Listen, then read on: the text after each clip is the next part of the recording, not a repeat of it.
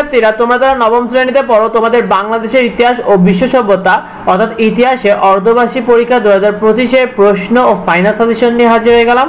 শিক্ষার্থীরা তোমাদের প্রথম অধ্যায় রয়েছে ইতিহাসের পরিচিতি। এখানে তোমরা কি পড়বে দেখো, ইতিহাসের উপাদান, ইতিহাসের প্রকারভেদ এবং ইতিহাস বৈশিষ্ট্য, এই তিনটা পার্ট ভালো করে পড়লে তোমরা প্রথম অধ্যায় থেকে কমন পেয়ে যাবে ইনশাআল্লাহ।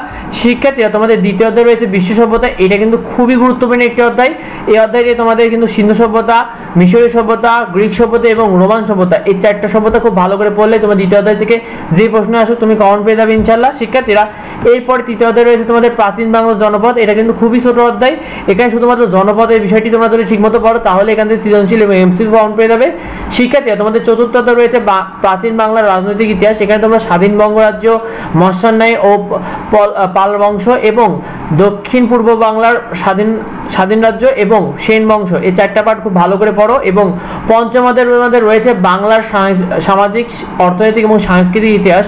এখানে তোমরা প্রাচীন বাংলার অর্থনৈতিক অবস্থা এবং শিল্পকলা ও স্থাপত্য কার্য, ভাস্কর্য এবং প্রাচীন বাংলা আচার অনুষ্ঠান, উৎসব ও রীতিনীতি, এই দুইটা পার্ট খুব ভালো করে পড়ে ফেলো। শিক্ষার্থীরা তোমাদের নবম শ্রেণীর ইতিহাসের প্রশ্ন তোমাদের সৃজনশীল প্রশ্ন হবে 50 নম্বর, যেখানে 10 মার্ক করে এক একটি সৃজনশীলে 8টার মধ্যে তোমাকে 5টা সৃজনশীল লিখতে হবে এবং সংক্ষিপ্ত প্রশ্ন 20 নম্বর, যেখানে তোমাদের 2 মার্ক করে এক একটি প্রশ্ন, 15টি মধ্যে তোমাকে 10টি সংক্ষিপ্ত প্রশ্ন উত্তর করতে হবে।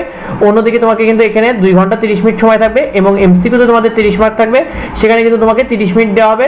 তো ভিডিওটি এ পর্যন্তই। প্রতিটি সাবজেক্টের সাজেশন তোমরা ক্রমান্বয়ে আমাদের চ্যানেলে পেয়ে যাবে, তাই অবশ্যই সাবস্ক্রাইব করে রেখো।